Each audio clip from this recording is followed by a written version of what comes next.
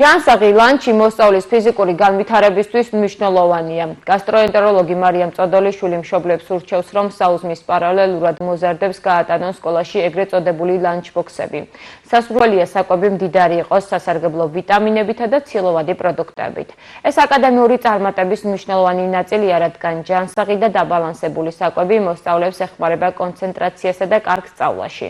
რაც შეეხება კონტეინერებს, სასურველია მშობლებმა მსუბუქი, გამძლე და ადვილად გასაწმენდი ვარიანტები შეარჩიონ. გამომდინარე იქიდან, რომ სკოლის მოსწავლეებს ძალიან დატვირთული რეჟიმი აქვს და დილით საუზმის შემდეგ ძალიან დიდი პაუზა აკეთდება ხოლმე, სანამ ბავშვები დაბრუნდებიან სახლში და ისადილებენ, ძალიან მნიშვნელოვანი არის და რეკომენდებულია ეგრეთ წოდებული ლანჩბოქსების გატანება, რაც საზღვარგარეთ ძალიან ასე ვთქვათ აქტუალური არის და ასე ვთქვათ რეკომენდაციას ვაძლევ მშობლებს, რომ ეს ტენდენცია ჩვენც შემოვიტანოთ და ბავშვებს გავატანოთ ეგრეთ წოდებული ლანჩბოქსები სკოლებში. მას შემდეგ ოღონდ რაც დილით საუზმეს მიიღებენ ბავშვები.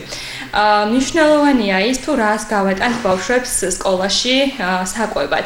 რა თქმა უნდა, რაც ნაკლები იქნება ნახშირწყლოვანი და ხელოვნური შაქრით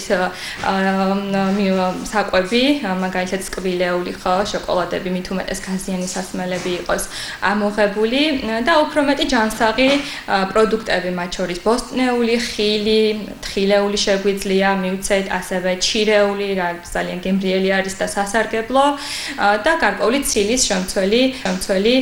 შეიძლება გამოვიყენოთ კვერცხი, რაც პრაქტიკული არის, თქვათ მოხარშული კვერცხი, რაც სასარგებლო არის და პრაქტიკულიც რა ბავშვმა მიირთვას სკოლაში, ასევე რძის ნაწარმი, წყვილი, პური ან ტოსტის სახით გავამდიდროთ ბოსტნეულით, გარკვეული სხვადასხვა დანამატით, რომელიც უფრო გამრავალფეროვნებს საკვებს და უფრო გემრიელს გახდით.